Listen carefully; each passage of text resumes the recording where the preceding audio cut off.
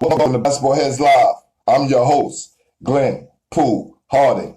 And tonight, we have a very special guest. This New York City baller did not play high school ball like most of us, but was given the opportunity by the legendary Riverside Church to play AAU basketball. Opportunities like working at five-star basketball camp led him to land a scholarship and become number 2 in the country in three-point field goal percentage for Division II basketball. And now he volunteers as coach of the Brooklyn Kings AAU basketball team. Help me welcome CW Post great Pete Johnson. Y'all ready? Yeah.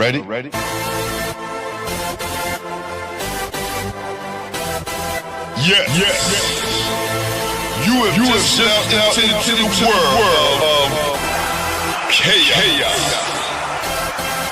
Where everybody goes hard. Come on. Go hard. Go hard. Go hard. Go hard. Go hard. Go hard. Go hard. Or go home. Never back down. You gotta hold your own.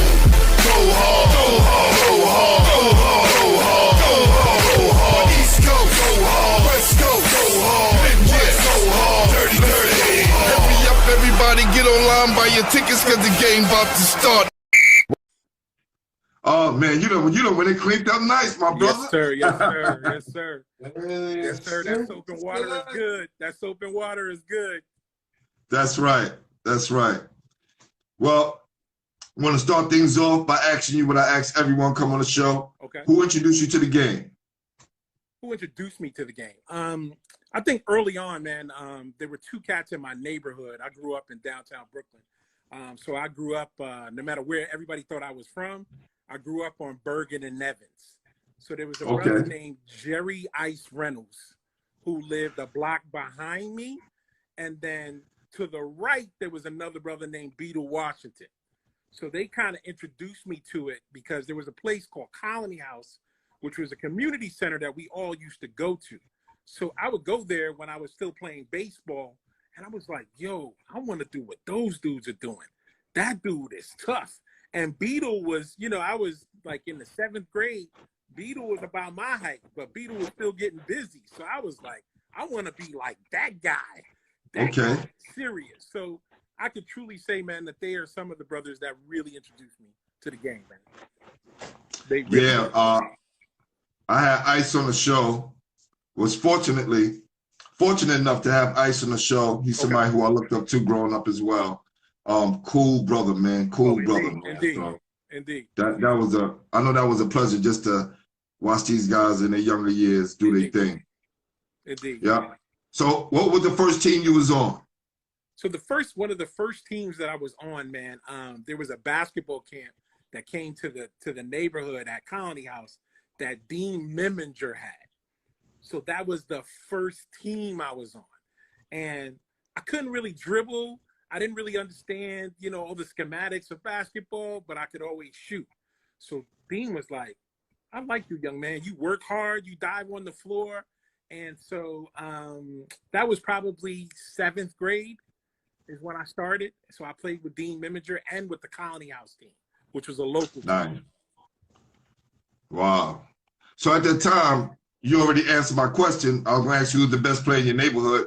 You grew up around Beetle Washington and Jerry Ice Reynolds. Oh, not too many people can say that. No, for sure. Sure. They were legit. Definitely. So, who did you look up to? Was Beetle was the guy that you looked up to? Since y'all was like close in height range? Right. So Beetle was one of the guys. There was another guy. So if you, I'm sure you remember the group Houdini. So I'm sure you remember the group Houdini. So what a lot of brothers don't remember is that there's a brother whose government name, as we say, is John Fletcher. So John Fletcher was Ecstasy from Houdini. Oh, really? Yeah. Yo, I knew he played ball for some reason. Yeah, he did. So he played for LaSalle. So he was one of the other cats in the neighborhood that was kind of nice because, there's a 1 block difference between Wyckoff and Gowanus. So I used to watch him go up against Beetle all the time. So I was like, yo, this dude is an MC and he could play ball. I'm like, yo, I like Beetle, but this guy is different. And then when I saw them on TV, I was like, yo, that's that guy. That's Fletcher. So, Wow, that's they for went a from first Walker right here. Legendary Houdini, for ecstasy. sure. For sure. The guy with the hat, just in Yeah. case y'all guys don't know, he was the guy wearing the hat all the time in the group. For sure. Cool. For sure. So he was tough. We got James Majors in the building. He want to let you know. He said, "What's up?" Bishop Lachlan That's my guy. is representing. That's my guy. Yo, I got something to say about him, man. That's my guy. I got some stuff I ain't never say to his face that he needs to hear, man. And he's right. He's listening right now, brother. So give my man James his flowers, man. So let me tell you something, man. So I used to watch his work ethic, and I would watch the way he shot the ball. And one of the things that I remember, I know we're moving ahead, but one of the things that I remember when I was at Bishop Lachlan was that James always shot the same shot. So whether somebody was trying to trip him, whether they were talking about his mother, whether they were throwing stuff at him, he always shot the same shot. And so I know the Wheeler brothers and I know Mark Jackson get a lot of credit, but I was there. So I was at Lachlan. So he knows I know. So he knows I know that they couldn't have won the state championship in '83 if not for him, because his jump shot was solid. So I wanted to shoot. I was like, I want to shoot like that guy, like that guy. And also, like if James, he could probably tell you about this. I remember one time we were in gym class and James was standing underneath the rim with his socks on and jumped up and dunked the ball backwards. I was like, oh my goodness, who is this guy? Like who? That's crazy, yo. Who is this guy right here? That's crazy. And as James would tell you, there was another kid on the team named Ernesto Wilson. And Ernesto had crazy bounce. But James was like, he was a freak of nature, man. It was just like, yo, this dude, you see how this dude shoots the ball? And they'd be like, oh, he's mechanical. And I'm like, but it's mechanically going in, though, right? It's going in when he's doing that, right? Salute my guy James Majors. Got my guy Gerald Green in the building. What's up, G? Yo, James, Gerald, your pictures all went out, so you should be getting them soon. And please, all I ask, 30-second video. My name Gerald Green, and I was on Basketball Heads. Same thing with everybody else. Okay. But definitely, man, I appreciate that. And yours getting done right now, my brother. Okay. So what was it like for you attending Bishop Lachlan, and how do you not make the team? Well, let me just say this. Okay. I want to say how, because New York City basketball was tough back then, and I'm surprised I made Lincoln. So I'm not going to say how didn't you make the team. What happened? So I was recruited to Lachlan to play baseball. And so I played for a team in Brooklyn called the Bonnies. Yes, yes. So you should know, let me say that, I'm going to cut you off. Okay. My guy, Artie Williams. Okay. Artie Williams. Okay. Been down coaching with the Bonnies for a very long time. Okay. Salute, Artie Williams. Go ahead. So when I was coming up, like in the 8th grade, I wasn't a pitcher, but they had run out of pitchers. We were playing this team called Youth Service. So Youth Service had Youth Service. Ooh, I remember Youth Service. Named Sean Dunston. Sean Dunston got drafted out of Thomas Jefferson High School right around the time that Sid Green was playing at Thomas Jefferson High School before he went to UNLV. So this coach saw me play, man, and he's the only, Sean Dunston's the only one I saw hit a home run over the fence at Parade Grounds. Wow. He was a pro in high school. So that's why he got drafted out of high school. So I come to Lachlan, and, I'm like, okay, I play basketball a little bit, but I'm not the guy. And the other kids that are coming in, they're coming from the Broncos and from Riverside and from the Gauchos and, from Vanguard and all these other teams. And they have these little cliques. So when I go to the freshman coach and I say, hey, listen, can I try out for the basketball team? And he said, oh, we already got the team. So I'm like, how do you already have the team? The tryouts didn't happen yet. So he said, well, we already had the team. So they had tryouts at the same time that I had baseball practice, so I couldn't be there. So I was just like, oh man. So they put the names of the team. So the cats was walking around like, yo, we nice, we on the team, we this. And I was like, yo, I'm gonna do that. Plus the other thing is that no girls came to the baseball games. So at Laughlin, we had 50 cheerleaders and 40 boosters. So I'm like, you don't want to play that? I want to be there because all the cute girls is there and they rock him. It's so you know, James is a year older than me. So it's just like, oh man, yo, I gotta be there and watch that and see this. And so I worked hard over that summer as a freshman, and then I made the team on JV. So when I was a sophomore, Mark Jackson was a senior and James Majors was a junior. So people talked to me about it. I remember this young lady trying to argue with me about, she said, oh, you know, Mark Jackson went to Malloy. And I'm like, I went to school with him. He didn't go. I was there with, what are you talking about? So, you know, you just listen. It's kind of like growing up, no matter where I went, they asked me if I had a little brother named Mo Kirby. And I'm like, we all came up together. We favor each other. We looked alike. We played similarly. But Mo is not my family. And I love him and I miss him. But yes, my love brother. Mo Kirby, yes. But like Mo wasn't we weren't related, you know, even though we ran together in the same circle. So so the summer of my freshman year, after my summer year, I started playing for the Broncos. And so the Broncos had like a little crew. They had a cat from Laughlin named Emil Blackman, who also played on the team. He graduated with James Majors. And Mark Bryant played for the Broncos. He used to come from New Jersey over to play with the Broncos. So there's another tough dude that I used to kind of study, like, you know, we're in a classroom that played for the Broncos. And he said, listen, if you don't ever make your high school team, you could still go do this. And I was like, for real? He was like, yeah, man, don't get caught up in the politics. You keep working. And his name was Mousy McFadden. So, the great Mousy McFadden, yes, who we need to get in contact with him because I would love to interview him for Basketball Heads. Come on, so man. if you got to contact or connect, make that happen. Okay. So like Mousy didn't play on his high school team. He played for the Broncos. Yeah, I know. That's another reason why I want to get him on here. Definitely, yeah. He played for the Broncos and he went straight from the Broncos to Cleveland State and killed everybody. Yeah. Everybody. So, you know, you had so-and-so who's a McDonald's All-American. He's all this and he's all that. And Mousy killing you. So what happened? So I had that kind of, you know, as an upbringing. So my sophomore year, Mark Jackson's a senior, James is a junior. We win the state championship at Laughlin, right? So at that time, I went with my boy, Pat Burke. He brought me up to Riverside Church. So he was like, yo, Ernie Lorch was like, salute Pat Burke. Oh, man. So we get up there. He's like, yo, I like the way you shoot that ball, young man. I was like, thank you. So I was one of the kids who actually played defense up there. So he was like, you play defense too? He was like, okay. He was like, all right, well, we're going to give you a test run.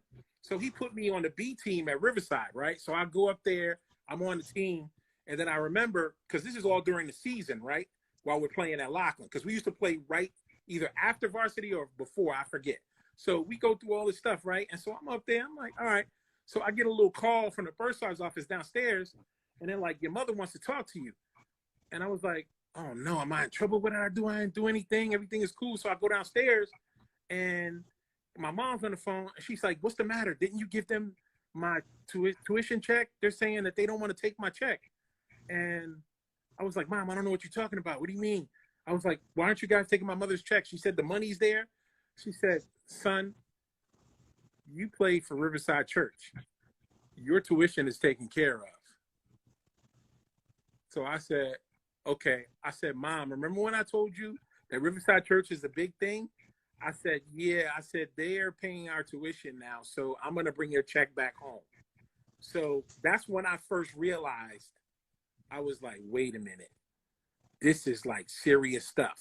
So then when I started moving forward and going to the church more after our season was over and after varsity won the state championship, that's when I would see Mark Jackson around and I would see Chris Mullen and Walter Berry and, you know, my John. That's what John was up there, and Derek Cheevius, man, and Joe Green and John Morton. You know, I think that, like, especially with TJ Carlissimo, he took James Majors first, and then he just took our whole Riverside team. Because it was Darryl Walker, Joe Green, John That's Morton. right. That's right. Yeah. We were all on the same team. And it was like A, B. So, and then after a while, they didn't call it A and B. We were all interchangeable parts. So it was like Stu Barnett played on this team this time. Then another time it was another one. Then it was Paco. Then it was Carlton Screen. Then it was Moses Scurry would play with us on another team. Then it was Antoine Lewis. Oh, all of my guys. Just salute to my guy Stu Barnett. He just started following me. So appreciate you, Stu. We're gonna get you on here soon. Stu, let me tell you something, man. When I went to tryouts, and Pat Burke always tells the story for me. I remember playing defense, blocking a couple of shots. You know, I blocked Stu's shot a couple of times. And then one time we were going, so you know how small the gym is at Riverside, right? Yes. I'm running down the court, man, and I'm like, I see Pat pull up. So I'm like, yo, you this little dude running up the court. You ain't running up? Man, I'm about to punch your stuff all over the backboard. Yo, Stu jumps up, and his shorts are about where my head is. And he dunked it on me so crazily that Mr. Lorch was like, all right, that's enough. That's enough. No more. That's enough. So we really had players kind of top to bottom that could go. And so to answer your initial question, so my junior year, I go to tryouts, I'm there.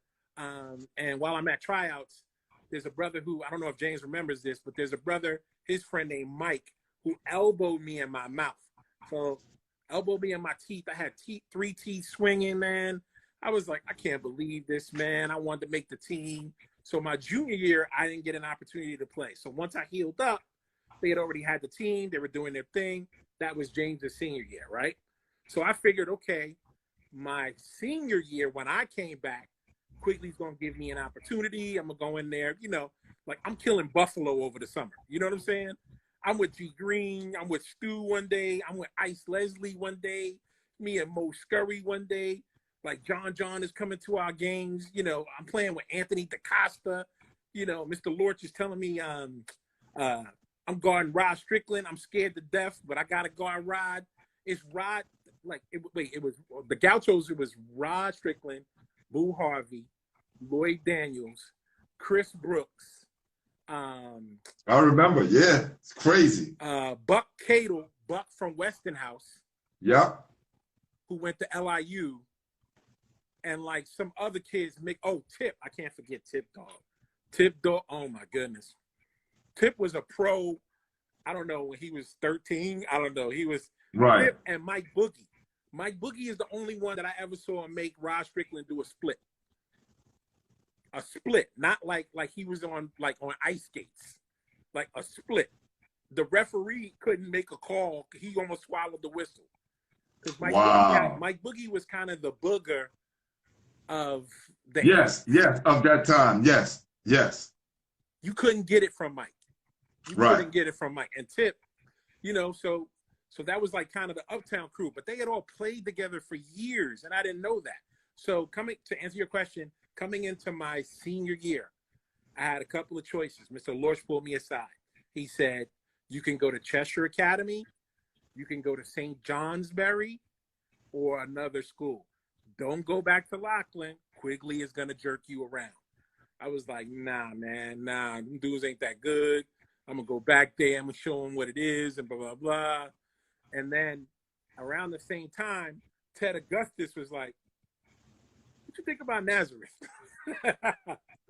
But they had invoked this thing called the Chris Mullen rule, which meant that you couldn't. Because you went from Powell Memorial to Zavarian, yes. Right. So you couldn't go from one Catholic school to another school and play right away. And I hear people talk all this, you know, Chris Mullen as Zavarian, but what about Chris Mullen with Mario Ellie at Powell Memorial? Yeah.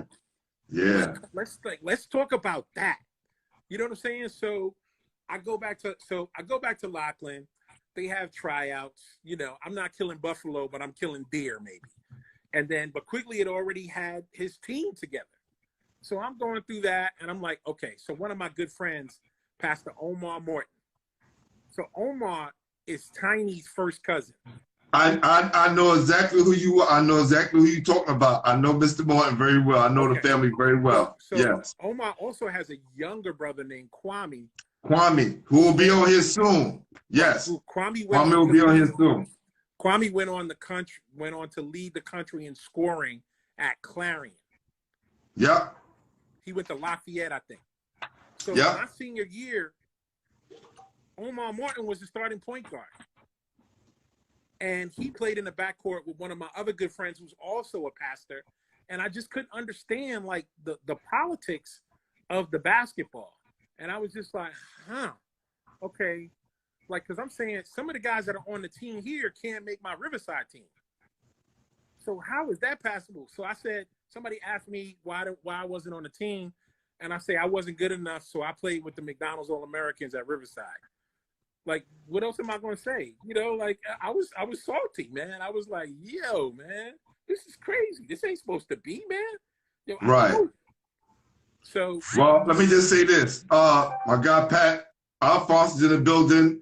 Your guy Stu Barnett just said what's up to you. okay. He said you should have went to St. Johnsbury. Yo, Stu ain't passed the ball, though. He ain't passed the ball. Yo, Stu, give me the rock. I'm open. He wanted me to go up there in Vermont and freeze to death with him. But, yo, you know what's crazier, though? Like, so when we were speaking of, like, John and those guys, because I saw that you had John on.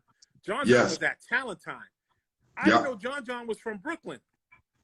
From Brevoort, born in Brevoort, yeah. I didn't know because I'm like, wait, you going to Talent Time? Talent Time is in the Bronx, B. Like, I didn't know either. Trust me, I didn't know. I thought he's from the Bronx as well. Right, like you would be like, and you know the person that Riverside, the Riverside connection. Right. So you know with Riverside, one of the other things, you know, the person that told me. So we used to battle a little bit against Silk and Spice, and I call him Spios Kilpatrick. That's his government. But yo, with Silk and Spice, so they talk about him, but the guy that actually told me was Kenny Parker.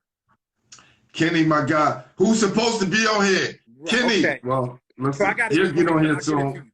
But remember, Yeah, that's my guy. Kenny Parker is KRS-One's brother. Listen, brother, I played at Lincoln. Okay. I was a freshman and Kenny was a senior. Okay. So he was the one that said, nah. I'm a Lincoln guy, yeah. He's the one that told you, he was like, nah, John's from Brooklyn. So I'm like, yo, man. So I'm watching all these dudes play. They went to junior high school together. Okay. So At Walt Whitman. Okay. Okay. Oh, okay. So I'm watching all these guys, and you know, at Riverside, it's kind of a revolving. When I say revolving door, I mean like you're seeing like pros playing. So the older team was Steve Burke and Tony Hargraves. That whole team went to Iona with Gary Springer and Kenny Hutchinson. That's played in word. That's real. So Omar and I used to go uptown to watch Benjamin Franklin play, and Kenny Hutch was up there putting in work. Like, you know, Mark Jackson and I had this thing going back and forth, and I was like, yo, Mark. So when Mark came over to Riverside his senior year, Mark was on the B team. Kenny Hutchinson and Kenny Smith were in the backcourt. Olden Polynice was the center. I was there. I didn't read it in a book. I was there. Riverside's not that big, bro. It's not that big. That's not to say Mark couldn't play. I'm just saying that, yo, like, he wasn't on the main thing. And the pieces were interchangeable. You know, that's just like with the guy, what's his name? True Carter, who played uptown, who had the brother DJ. They used to call him El Presidente uptown. You know, remember, I'm a Brooklyn guy that played a lot uptown. So it was just like I had an opportunity to play against different people. And what I realized is I didn't have to be better than all the other people. I just had to do my thing. Like all of the stuff that Rod Strickland and Boo Harvey did, I couldn't do that, but I didn't have to. If you let me, I was going to shoot your face off. It was going to be a long night. You was going to need Excedrin. Do they still make Excedrin? It was going to be some Excedrin and some other stuff because I was coming for your head. Right. Sorry. I hope I answered your question. No. That was cool. And you actually answered a couple of questions. Who did you style your game after? There couldn't be one person, man. And I think that I can tell you this to be honest, man. I caught a little flack at Laughlin because Pearl Washington was one of my heroes, man. And remember, how is Pearl going to be my hero if I go to Laughlin where Mark Jackson is? So I know my high school coach didn't like that, but I had never seen anything like Pearl in my life. Like Who have at that time? Like who was doing that? Nobody was doing that. Nobody. Like they were like, oh yeah, like we didn't, there wasn't Instagram. We didn't have Facebook. We didn't have, like, when you went out there, it was just like, yo, you gonna guard Pearl? Yo, that's Pearl? That's Pearl. And Right. Pearl was like we got a lot tighter in the later years, but Pearl was like one of the nicest guys in the world, man. Real cool, real easy. And I would just watch And humble. And humble. I heard man. when he was working in a junior high school, he wouldn't even put any pictures up of himself. Right. Like he didn't want people to know. And I heard once he did that, kids would just be around the office all the time because they didn't know. Right. And sometimes we got to share that with the kids. Right. And this is why I wanted to start with the OGs first. Okay. Right? Because this is a high school basketball format. Right. This is why I start from the beginning. But also I wanted to make sure that the young guys can go back and watch some of the interviews of the older guys in the old New York so they can kind of blend it, right? Because we can't bring back the old New York, right?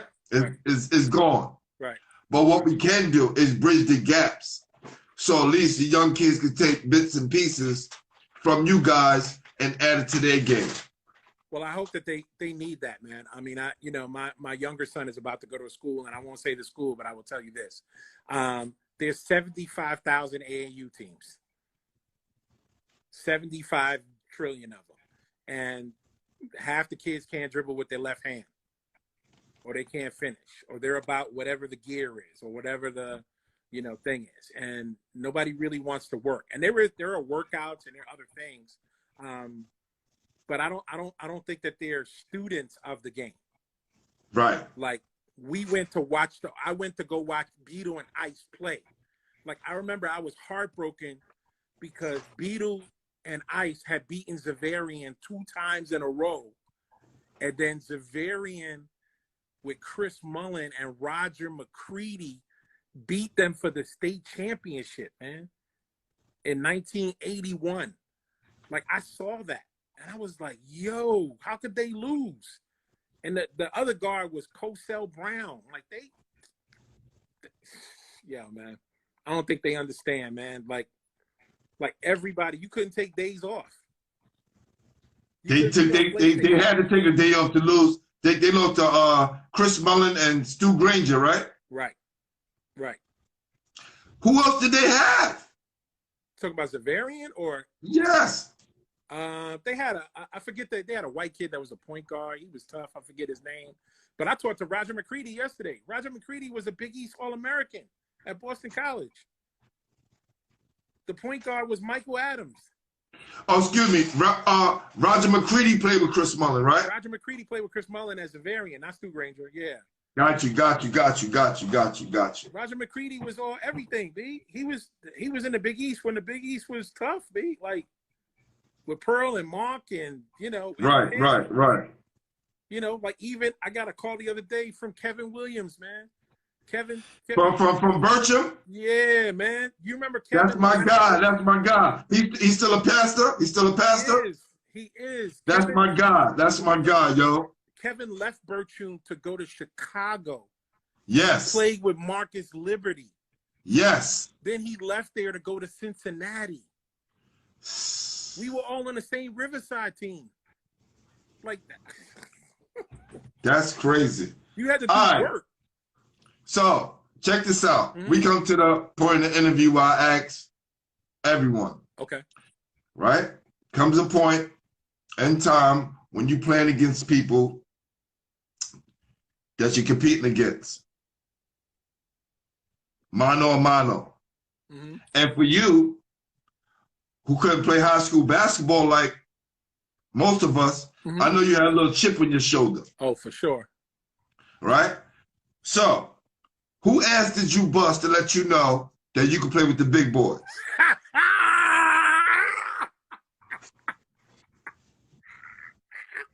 I don't know. Wait, let me see how long a piece of. Let me see. brother, I need you to give it up because I know you know what that feels like. Yeah. To see these guys playing high school basketball. No, I'm gonna run into you in the summertime. I'm gonna run into you in Old City. right? It's citywide. I'm gonna run into you at Elm Core, Boys of Yesteryear. I may see you a Soul in the Hole. Yeah. Who was that guy, man, who got that business? I think the first one that I could think of, man, he's a cool guy and we cool, but there was a cat that was at Laughlin who was on the team, and he used to talk real crazy, man. Like, he was like, yo, you ain't even on the team and blah, blah, blah. So this wasn't even at a tournament. We both went on a recruiting trip to a school called Mount St. Mary's, and his name is Billy Mitchell, right? So he's like, yo, we go from Laughlin. Yo, we should play on the same team. And I'd be like, nah, player, you've been talking greasy. Like, so let me see what you working with, B. So he was like, nah, let's just play. So he was like, all right, Pete Johnson over here, Billy Mitchell over there. And, you know, we played kind of a pickup game to 40, let's say. And I think I had 36 on him, man.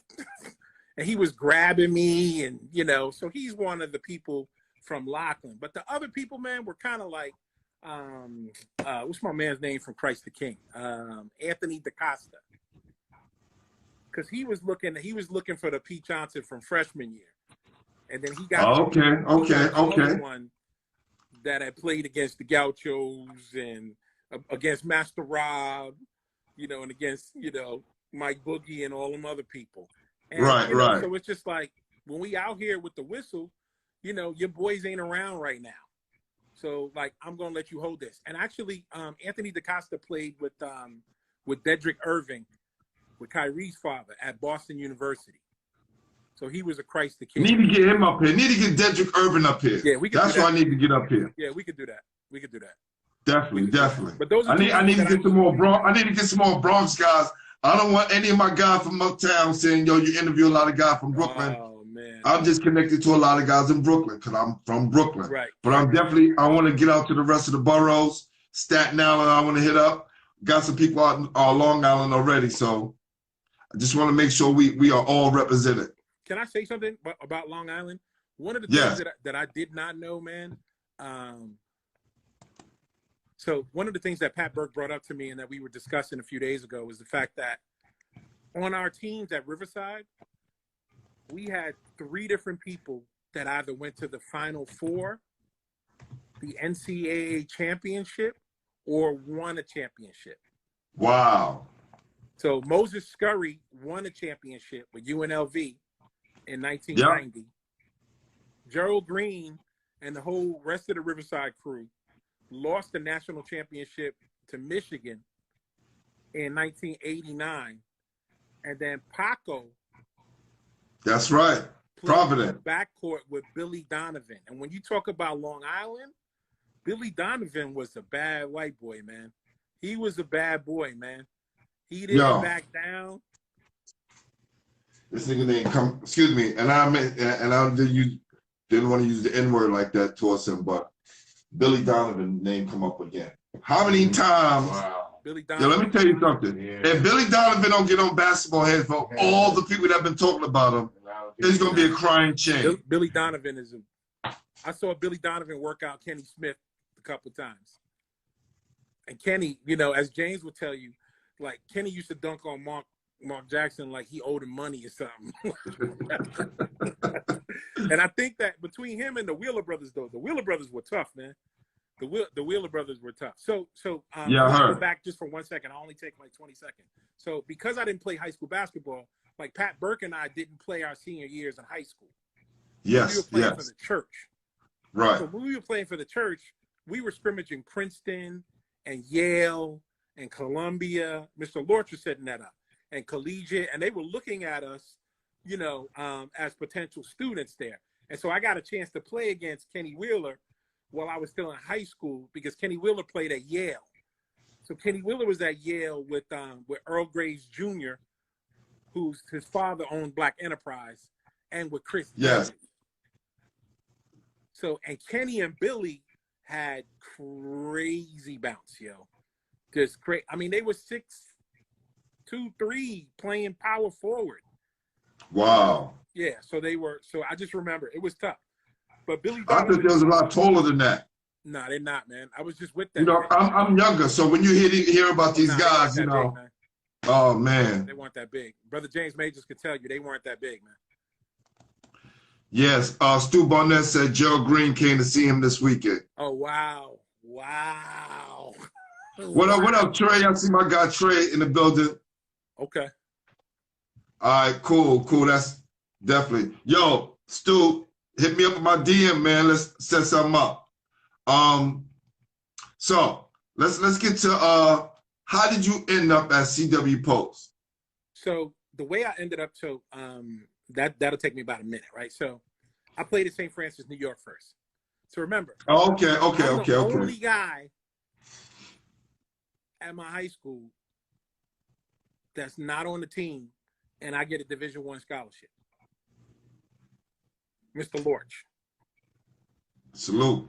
So they telling me I can't play, blah, blah, blah, because they got the clique, right? But I'm not part of the clique. So he said, and the way I arrived there, I didn't go straight there. So Mr. Lorch, because he was smart, he said to me, listen, so you remember when they had that thing called Proposition 48?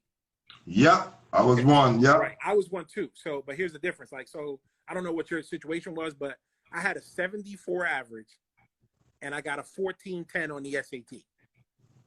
So they said, you're just not doing it because you don't want to. But I was on the bowling team. I played handball. I did everything, baseball, all this other stuff.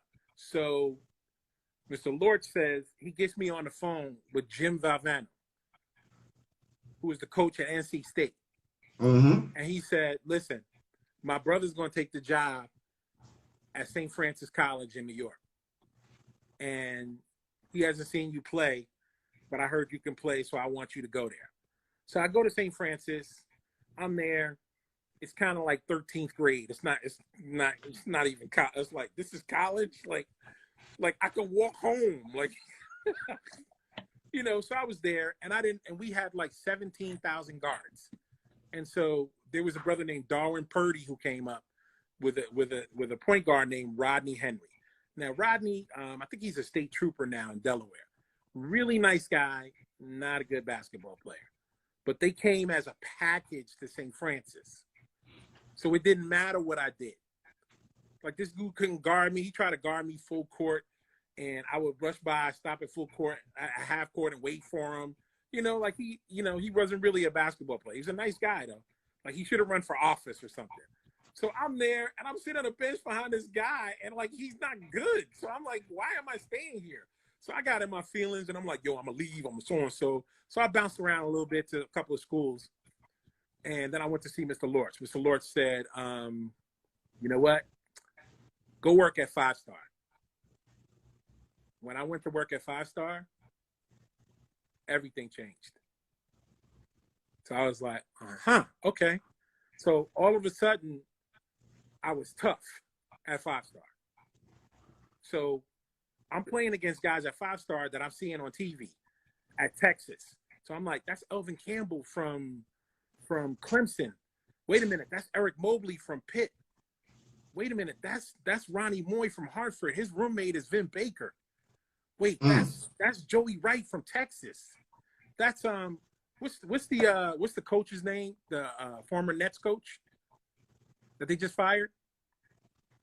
Don't remember his name. Atkinson, yes. From Long Island, he played. That's right, Kenny Atkinson from Long Island. Played for the University of Richmond. Yes. So I even met the Harvard twins, Dana and Ian Smith from Harvard. So I'm there, and I'm like, they like, yo, we like your game, yo. So it went from me, nobody knowing who I was. I was there, and this was at Robert Morris College. So that's when I first met Calipari and first met, all the other, Rick Pitino and all the other guys. They were like, yo. So in an interesting story, I'm going to get right to how I got to CW Post. So I'm there at camp, and I'm like, I got to go in. Like, we could be friends when we get off the court. When we're on the court, I got to let you hold something, B. That's just what it is. And these are some of the top players in the country. So now all of a sudden I can play, and then I win a championship as a coach. And so they say, hey, Pete Johnson, come here. You went to Laughlin, right? Come take a picture with your coach. So I thought they were talking about Mr. Lorch because he was there. And they bring over Patrick Quigley from Laughlin. So he's like, yeah, what are we doing? He was like, yeah, we taking a picture. He's like, Pete just won a championship with his team. He was like, how long has he been able to shoot like that? Did he shoot like that at Lockland? And that's when I first said I wasn't good enough to make the team at Lockland. So I played with the McDonald's All-Americans at Riverside. And so it's like, so again, I went from zero to hero. And so to bring you into CW Post, I had taken a year and a half off to work, kind of, right? And so when Mr. Lorch told me to do that, I did that. So the coach of the University of Alabama said, he pulled me aside. He said, son, I like your game. He's like, and if you come to the University of Alabama, you will never look back. So I'm like, okay.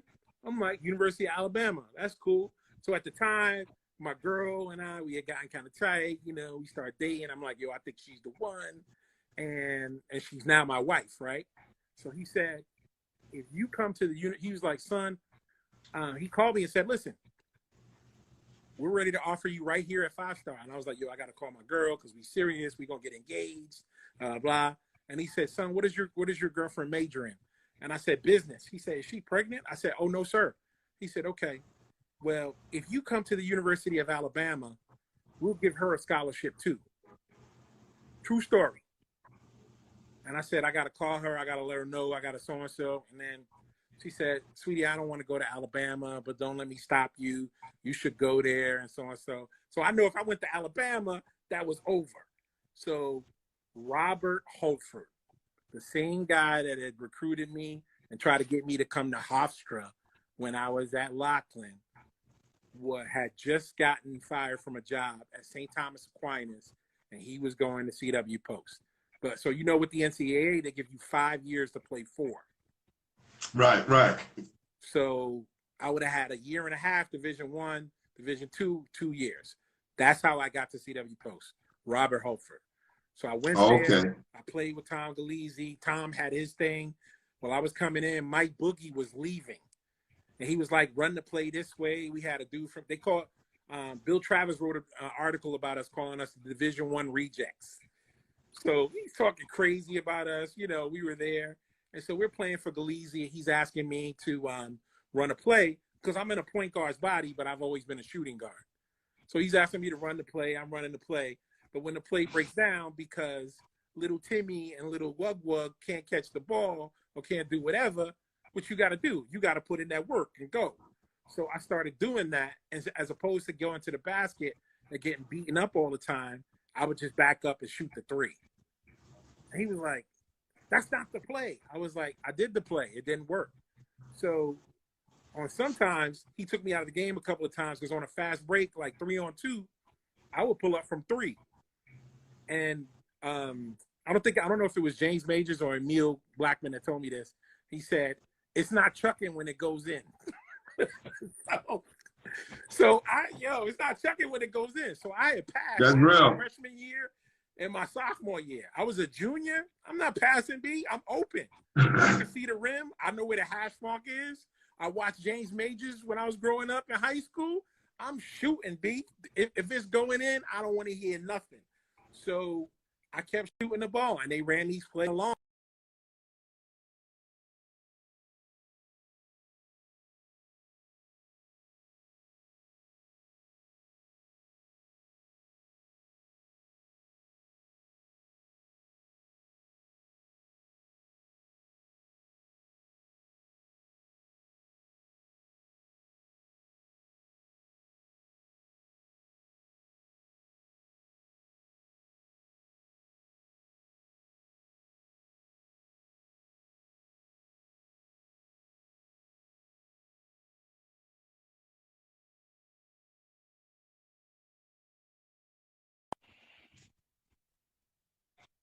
I'm sorry, I lost you for a minute.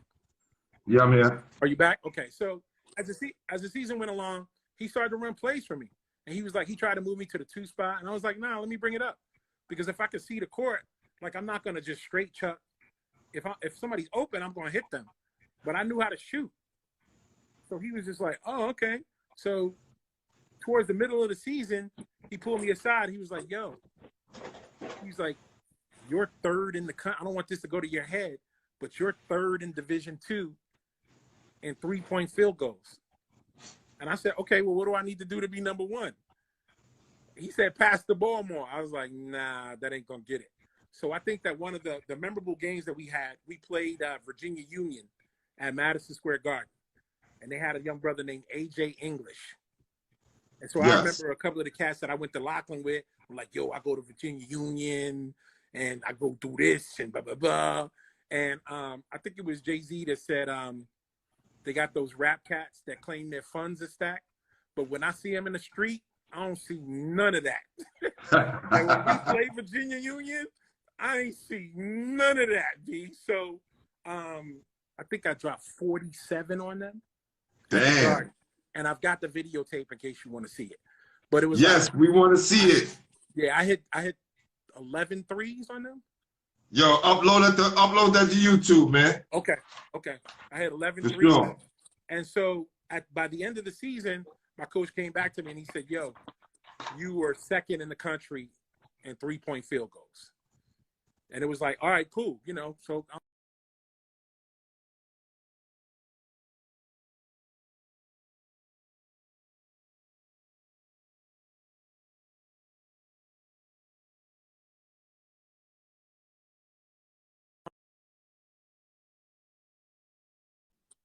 yep. Right. I just missed out of what you said. Maybe it's my internet. I don't know. No, yeah, you're buffering. What I was saying is, not too many people can say that they were top three in anything, right? No. Shooting, scoring. You know, if you have accomplished that on any level, that's still a great accomplishment. Right. And then, you know, I lived in my parents' house too, so I had a 3.9 GPA too, man. So it was like, it wasn't like, okay, you play basketball, you got a scholarship, you could do what you want to do. And so that'll bring me, so, you know, after my senior year, man, is when I took the LSAT. That's when I thought about law school. When I went to talk to Mr. Lorch, who was a lawyer, you know, and Mr. Lorch went to Virginia Law School. I think that's one of the reasons that Olden Polynice and John went to Virginia. Yep. Because Mr. Lorch went there. So John said it. He said the reason why he went to Virginia because of Mr. Lorch. Wow. So, you know, he had talked to me about Virginia, but I knew, like, kind of as an African-American male, you know, I wanted to work in corporate.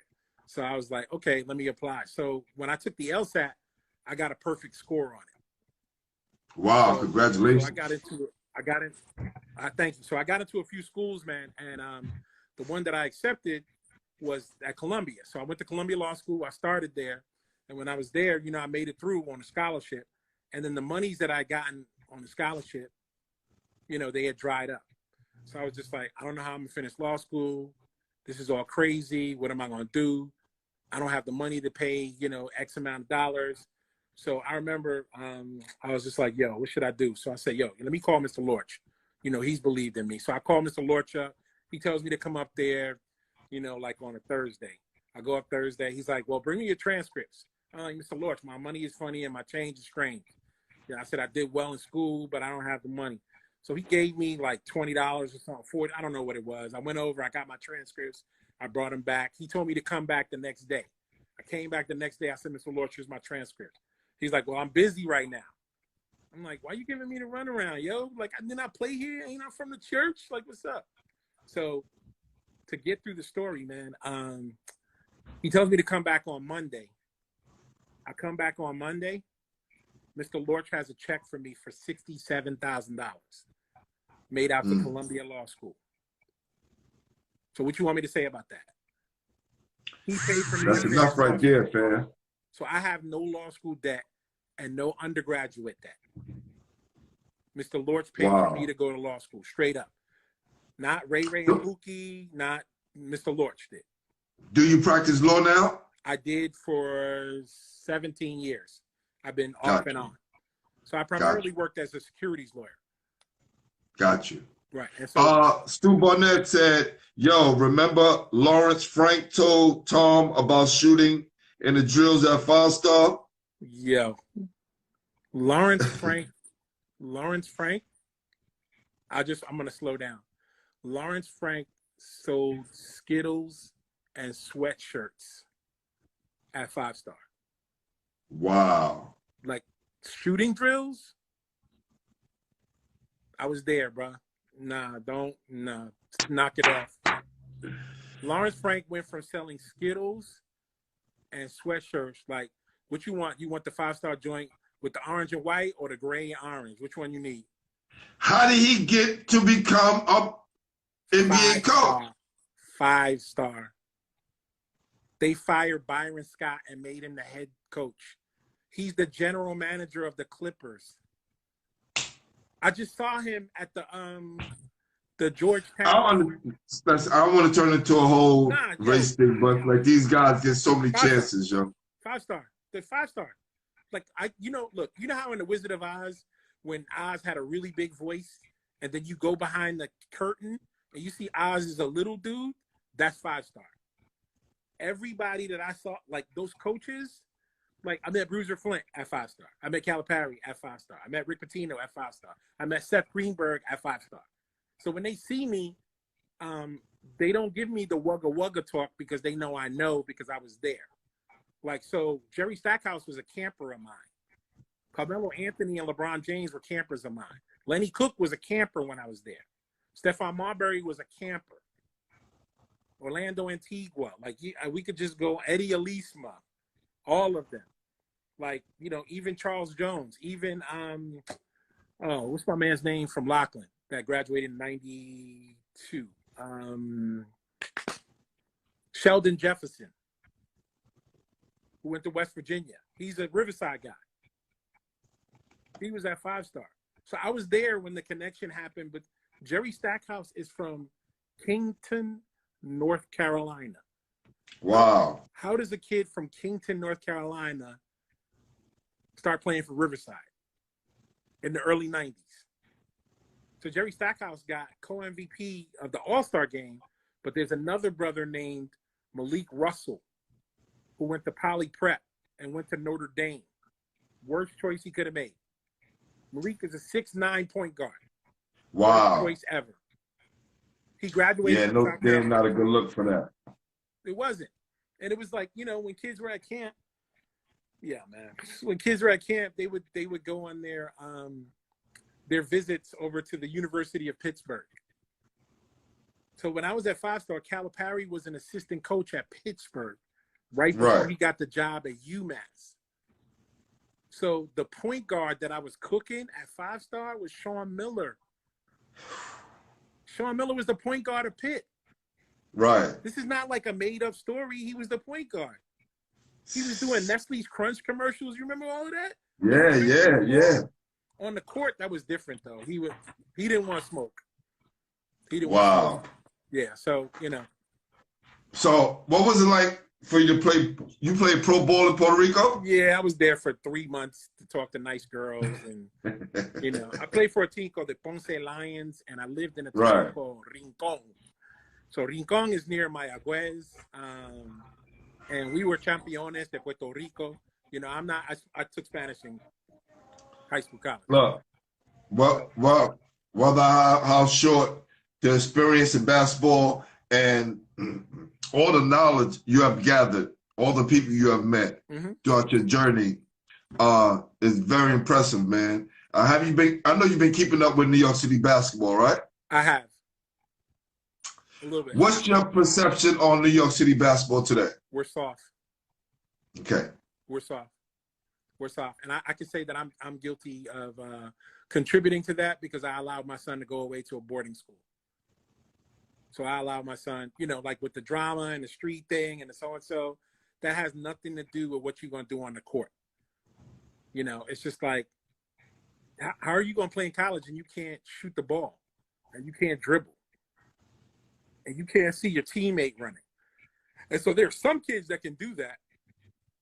But, like, there are some schools whose names I won't say, but, like, I very intentionally didn't send my son to some schools.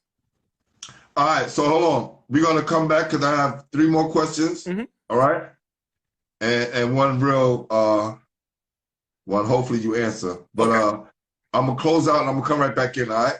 Okay. All right. Where everybody goes.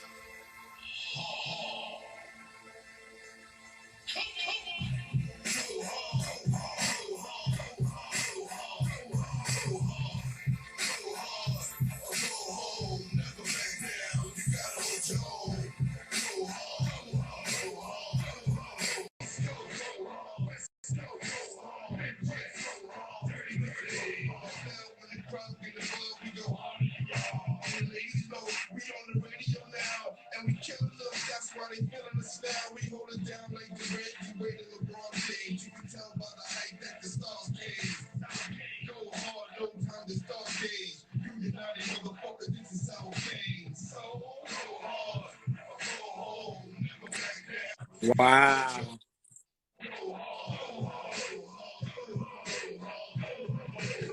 Yo, please send me a picture of that, yo. Yes, man. Wow. My guy, artist Jamel Powell, he used to play for Coach Granby at Jackson. Okay. So we definitely keeping that basketball brotherhood together, man. There's a few more questions I want to ask before we wrap this up, man. Touched on your thoughts on New York City basketball and your perception. What's your thoughts on Tom Kachowski? Tom is a person with a very good memory.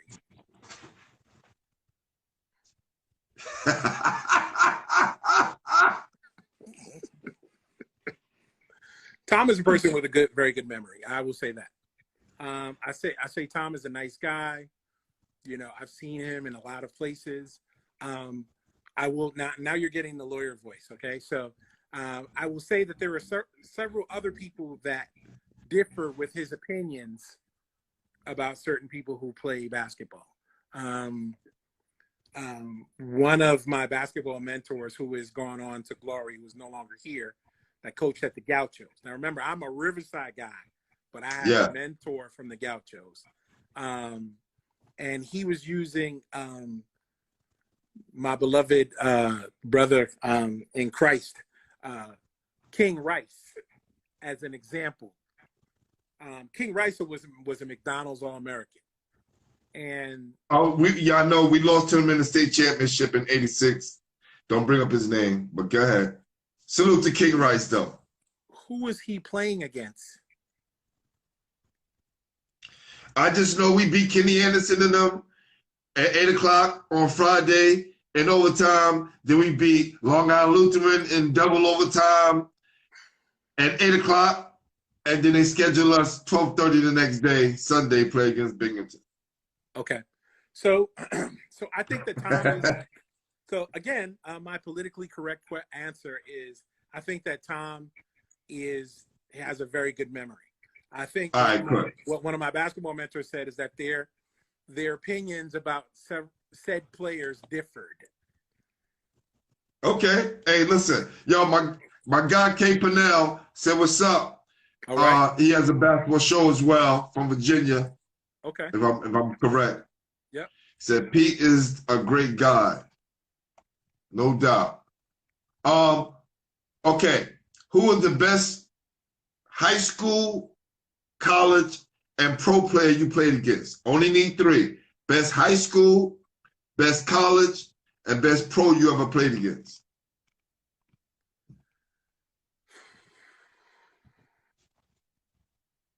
Wow. The best high school player that I played against had to be Pearl Washington. Okay. The best college player. Wow, that's tough, man. That's really tough. The best college player that I played against was a brother named Terrence Bailey who went to Wagner. He went by me and dunked on everybody on my team at St. Francis. He dunked on their mama. Definitely, Terrence. That's definitely Terrence Bailey. Their cousins and them. It was everybody. Best pro player that I played against had to be Kevin Johnson at UC Irvine. Because I remember Kevin did a jab step. I don't even remember the name of the team I played on, went out against them. He did a jab step twice, like inside the key lane, and took one dribble and dunked it on me. So Mr. Lorch told me this. I learned this. He said, if you haven't been embarrassed, had your shot stuck to the backboard or dunked on, you haven't played basketball enough. Yo, let me tell you something. I tell people this all the time. What's up, Spice? Spice in the room. What up, Skip? Skip is in the room. Okay. I tell kids all the time, these kids nowadays are so afraid to play defense because they don't want to get shook, right? They don't want the crowd to go, ooh. They're scared of that. Right. If someone gets dunked on, they're like, yo, he just got dunked on. But I tell kids, you ain't playing if you ain't get shook or dunked on. Right. Like, Right. what part of the game is that? You don't run away from those things. You face those things. Those are challenges you want to face. And that's what, give me the ball back. Let me go back at him. And I'm gonna put my guy on blast. Can't do that in the NBA though. No. That's what Skip said. I'm saying, like, so I remember Skip. So in college, one of my Riverside guys. So more his backcourt mate was more. I'm talking about Paco, right? So Carlton Screen, Paco. So yes, Rod Strickland. Rod was tough. Boo was tough. Boo did not want it with Paco at all. Not with Paco. It was Paco and Eric Leslie, Ice Leslie, in the backcourt. They did not want it with Paco. Remember, Paco played with Billy Donovan. Right? Well, let me tell you again, brother. I don't want to be like y'all. I'm well connected. Listen, Paco, my business partner is Larry. Okay. Paco's brother. Right. Okay. Right. Okay. So we all definitely connected. So I remember being on the phone with Paco and Omar because Omar Morton and Paco were polar opposites, right? They grew up together. Yes. They played at the Sun Devils. They did the so-and-so. They played against each other in junior high school. So Paco was talking something. We were all out somewhere. So Paco was talking stuff to me.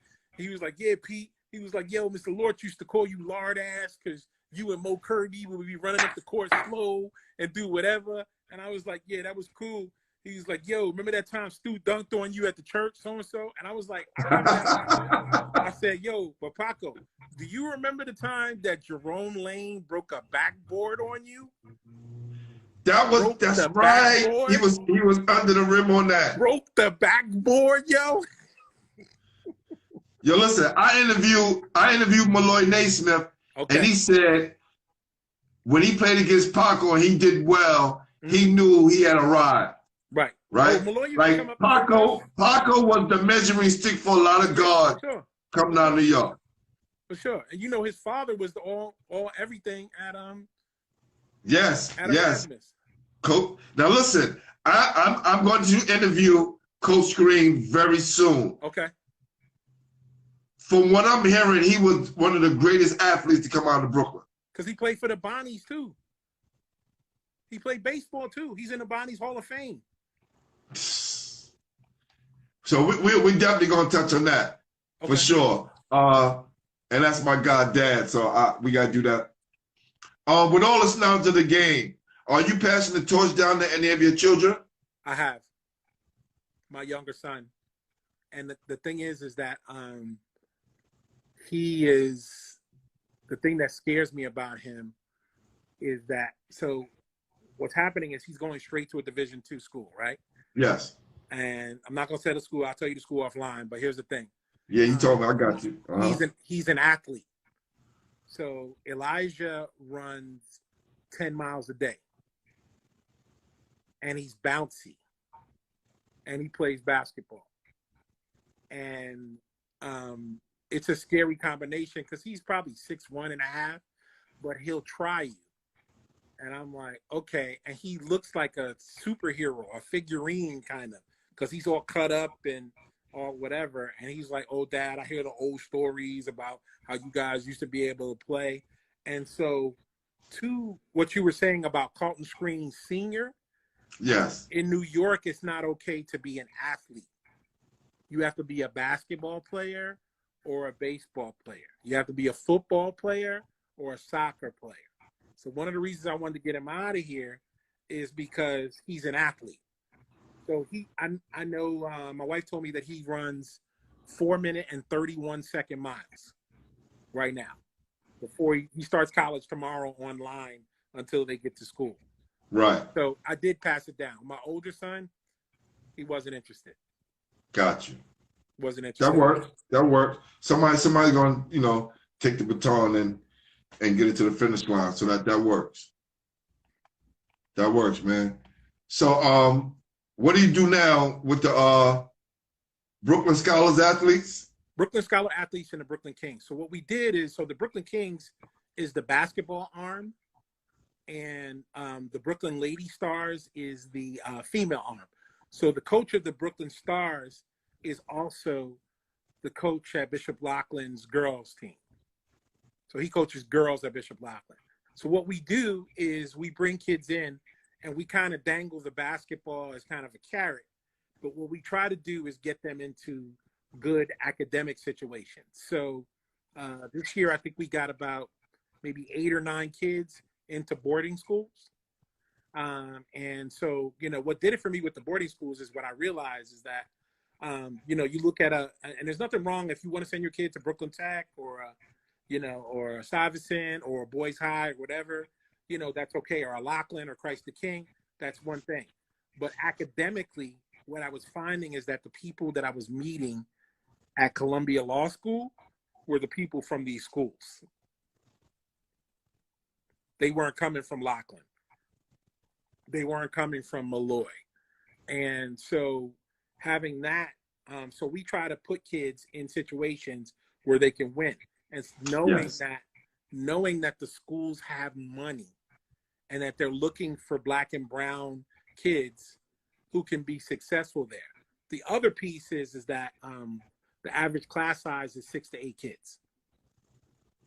So if you go to Brooklyn Tech during COVID, they have 6,000 people there. You know, my kid's not going to school, right? Right, so right. My son's school, his largest class while he was there for 4 years was 11 people. And then so on the money side, at my son's school, which is called the Church Farm School, right?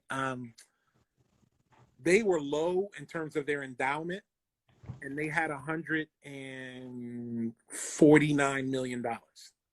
That's their endowment. So wow. I helped myself and a couple other brothers helped the Brooklyn DA's son get into Exeter, which is the #1 school in the country. Yes. Shout out to John Forte, who got that presidential pardon because he went to Exeter. Wow, that's very true. Very true. He got a presidential pardon because he went to Exeter. True story. Exeter is a high school, and they have a $2.5 billion endowment. So if your son has a Canadian Goose coat and 2 pairs of Jordans, you could send them to Exeter. I don't want to hear like, you know. And so the people that we get into these schools typically are paying less than they pay to go to Malloy. So if you could pay $7,000 for your kid to go to a school that has a heliport, where they're going to be going to Greece for the summer, I choose that. And as I said, like, I'm from Brooklyn, I'm from here. I know Pookie already. Pookie's cool, but maybe Pookie might not be able to help me get to the next level. You know what I'm saying? True. Like as a practicing attorney, one of the firms that I work for is a place called Proscal Rose. So Proscal Rose does all the work for the NBA, the NHL, Major League Baseball, and the NFL. And so that's where David Stern came from, and that's where the current NBA commissioner came from. So when you understand the inner workings of how that stuff, you know, goes, like some of my boys who were still playing ball once I was still in law school and getting out, you know, they were still playing on the scene at Rucker and whatever. And I'm not saying that what I was doing was better than, but I was playing on the Lawyers League team with Andrew Cuomo and with Chris Cuomo. So we played together for 10 years. So now, you know, Chris is on CNN now, and Andrew's the governor. But I was with them for 10 years. Making those connections. Right. That's so right. It's about building that. It's about building that. And not that mine is better than somebody else's, but this is about us moving forward and upward and onward. That's dope, brother. That's dope. So we have come full circle in your journey of basketball. Yes, sir. I know we had to leave out some things, but we're going to be around. So yes, sir. And I appreciate it.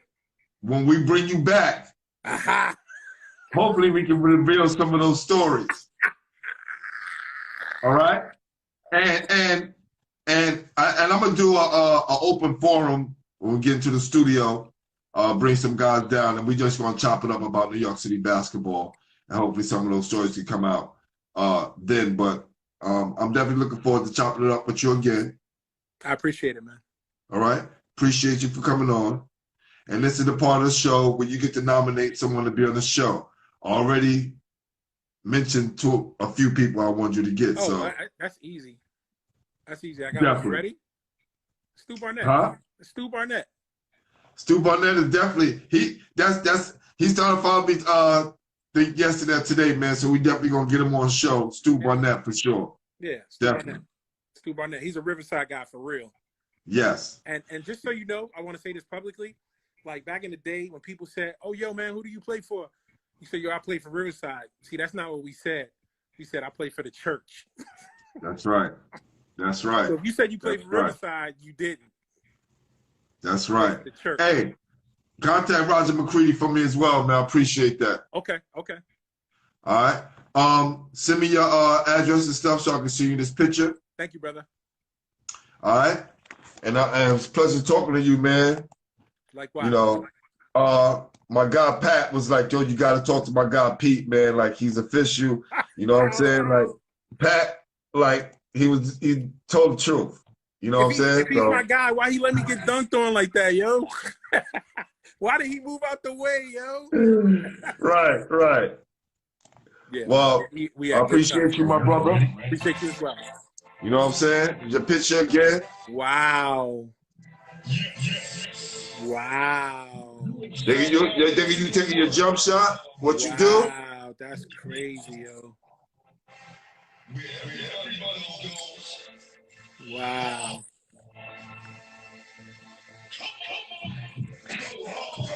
That is incredible, man.